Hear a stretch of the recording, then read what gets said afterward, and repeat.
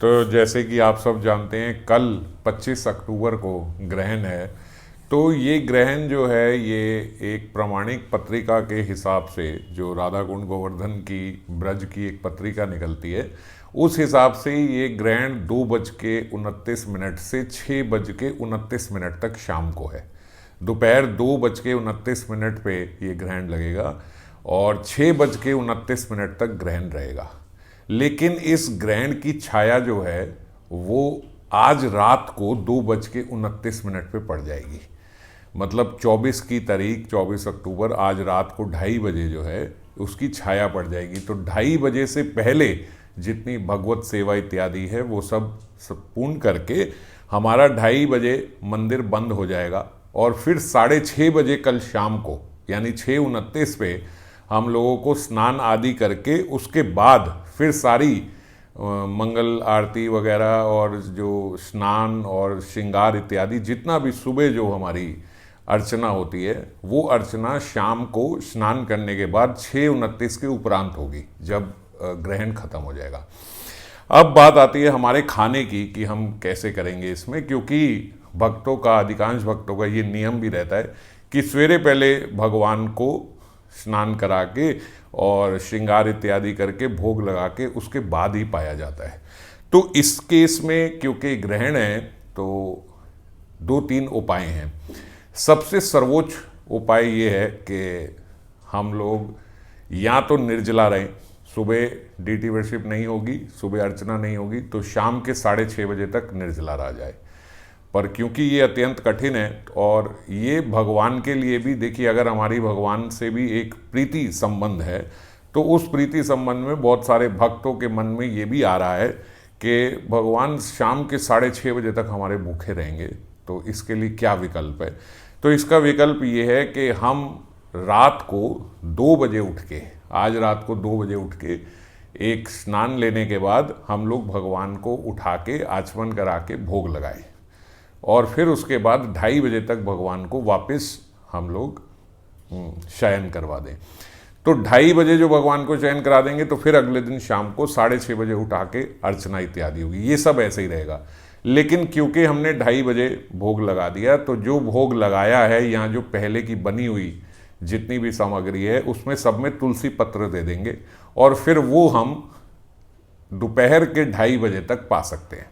क्योंकि देखिए जो ग्रहण है वो लगेगा 2:29 से 6:29 तक, दोपहर 2:29 से शाम के 6:29। छाया पड़ जाती है 12 घंटे पहले यानी रात के 2:29।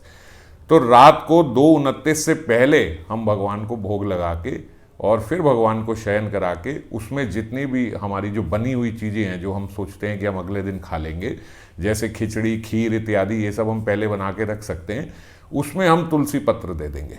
और फिर वो क्योंकि उसमें तुलसी पत्र है तो उसमें ग्रहण की छाया का कोई उसमें ज़्यादा खराबी नहीं होती, तो वो चीज़ हम पा सकते हैं दोपहर के 2:30 तक। दोपहर के 2:30 से 6:30 तो सबको निर्जला ही रहना चाहिए। और क्योंकि ये जो ग्रहण है ये बहुत ही बड़ा और बहुत ही शुभ होगा अगर इसमें हम लोग मंत्र इत्यादि का जाप करते हैं। तो जैसे लोग एक एक पुरुष चरण पूरा रखते हैं, तो ऐसा बोला जाता है कि अगर ग्रहण के समय पे हम कुछ ना करके सिर्फ हरि नाम ही लें तो वो एक पुरुष चरण के बराबर हो जाएगा। मतलब आपके कई लाख, कई करोड़ नाम के बराबर है यदि हम उस समय केवल हरि नाम ही करते हैं तो। और इस वाला ये जो बड़ा ग्रहण है ये इस बारी बहुत बड़ा ग्रहण है क्योंकि ये एक ही नक्षत्र में इस बारी ये हम देख रहे हैं, एक ही मास में अभी सूर्य ग्रहण भी आ रहा है और फिर रास पूर्णिमा पे चंद्र ग्रहण भी है आगे। तो एक ही महीने में ये जैसे 2 ग्रहण आ गए तो ये बोलते हैं ये बड़ा एक ऑस्पिशियस साइन है। ये जब पिछली बार कब आया था तो बोलते हैं पिछली बार शायद जब भगवान अवतरित हुए थे तब आया था। तो इतना महान ये समय है हमारे लिए अगर इस समय पे हम लोग, हालांकि जो अगला चंद्र का ग्रहण है वो दिल्ली में स्पर्श नहीं करेगा, तो दिल्ली, जयपुर और शायद यहाँ नहीं कर रहा, बंगाल में और उड़ीसा में शायद वो करेगा, तो हमारे लिए वो ग्रहण का समय नहीं होगा। पर फिर भी उस समय पे हम लोग अगर मंत्र इत्यादि करते हैं तो लाभकारी होगा। पर खैर अभी जो कल हमारा सूर्य ग्रहण है ये 2:30 से लेकर 6:30 तक, दोपहर 2:30 से शाम के 6:30 तक तो सब निर्जला ही रहें। और निर्जला तो रहें साथ में मंत्र जाप भी उस समय।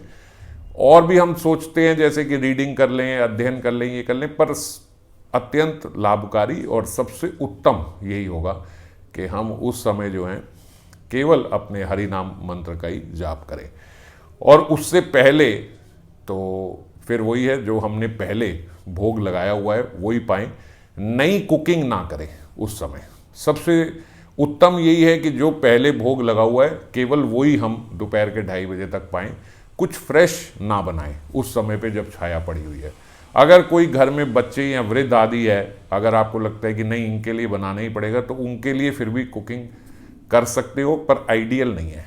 कर सकते हैं, आइडियल नहीं है। आइडियल हमारे लिए यही है कि उस समय कुकिंग ना करके पहले का। अगर घर में कोई ज़्यादा ऐसा है कि नहीं रह सकता या नहीं कोई आपकी समस्या है, कोई मेडिकल इश्यूज़ हैं या कुछ भी और जो इश्यूज़ हैं, तो फिर ठीक है, लेकिन तब भी 2:30 से पहले, दोपहर के 2:30 से पहले कुछ भी उन्हें बना के दे दिया, वो कर दिया, वो भी 2:30 से पहले।